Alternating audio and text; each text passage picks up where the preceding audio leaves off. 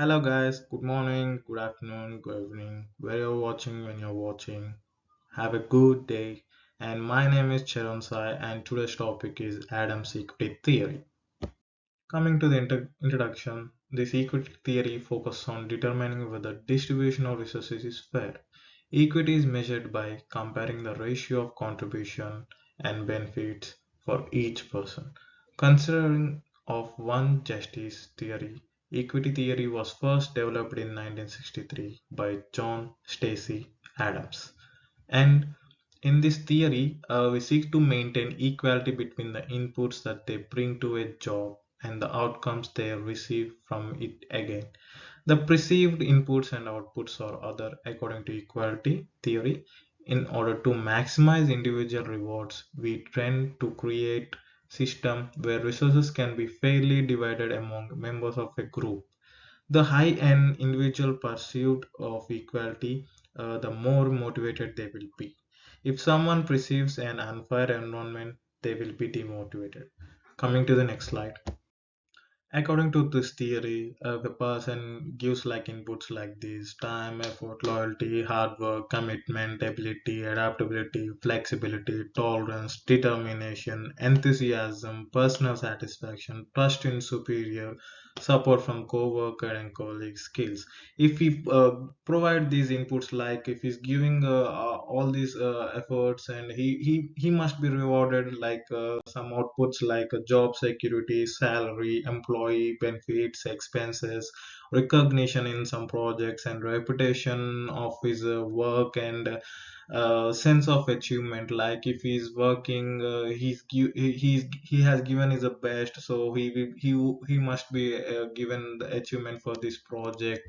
So the person will be motivated, and if he did really the great job, he must be praised, so that the person will not get be demotivated, and he give the best in the next project. And coming to the next slide, if the outcomes are not being satisfied with the person, he may make some decisions and predict him to make one of the following choice, like change their inputs, the project inputs, and like not doing so much hard work, and I mean, not doing so much efforts on this project, and change their outcomes. Obviously, if the inputs are being compromised, and the outcomes also will be compromised. So we have to calculate individually, and take the decision, and distort perception of self, and distort perception of the others. So we will be pointing out the others, and he's doing the same, I'm doing the same, why am I not rewarded? So these perceptions come out in when they are not treated, I mean not given the equal rewards with the others with the same work. Chose a different reference, and the other is leave the field if he's been not rewarded well, and he would not like to work in this, he will be demotivated and leave the field. Coming to the next slide. This theory is mainly dependent on organizational justice, which is subdivided into three: distributive justice, procedural justice, and interactional justice. In distributive justice occurs when the employees believe that outcomes are equitable. These outcomes are either tangible, such as pay, or intangible, such as positive feedback. When employees believe that they are being paid or treated equally, then this results in distributional justice. Coming to the procedural justice, here is the when distribution justice focus on outcomes, and procedural justice focus on the fairness of the decision making of the process that leads to these outcomes. Employees perceive procedural justice when they feel they can voice their opinion regarding the process. Employees also believe procedural justice are fair when they are consistent, accurate, ethical, and lack bias. And coming to the interactional justice focus on the way in which individual is treated when decisions are made.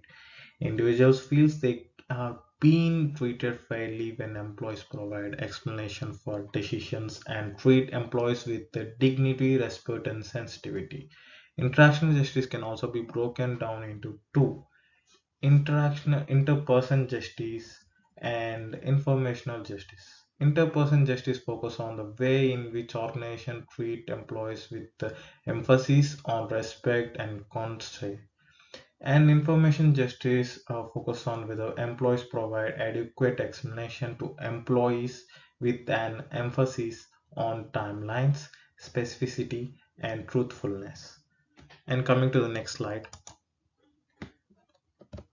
This picture says it all about equality and equity. The picture in the left is equality and the right is equity.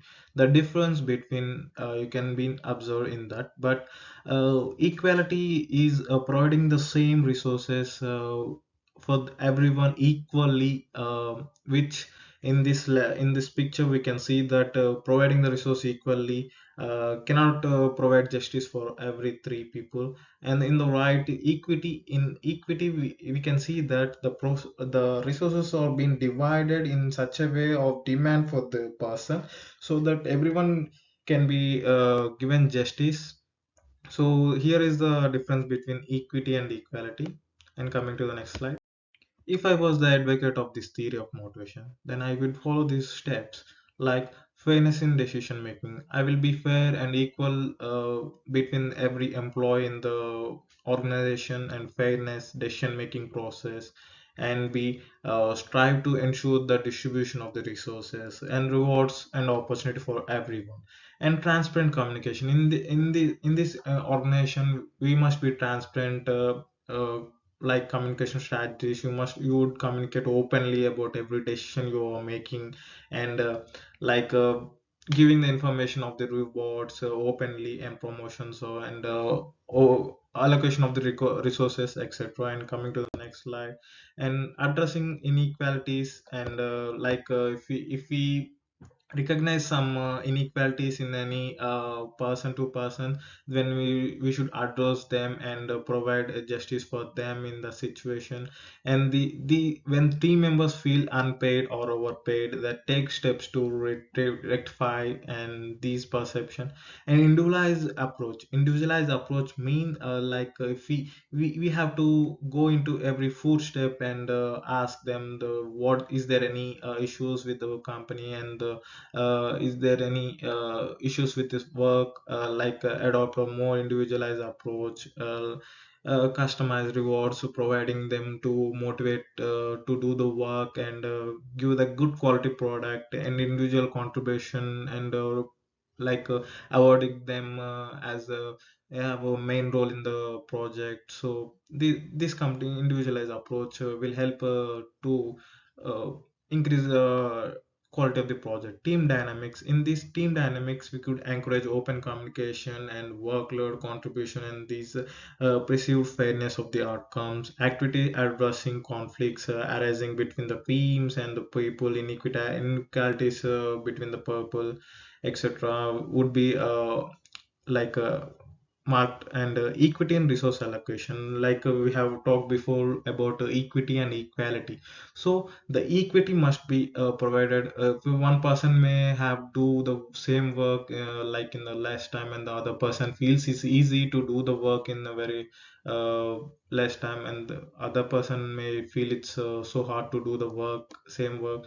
So providing resources for the person who don't do the work in very fast way, providing him the resources, and making him do the same work in a faster way, or providing the rewards for the person who does is the fast. This kind of arrangements we have to do when become managerial goals.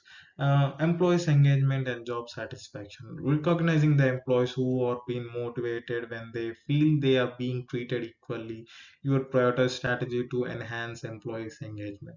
And job satisfaction, evaluation, promotion, any other areas that may impact employees perception of fairness.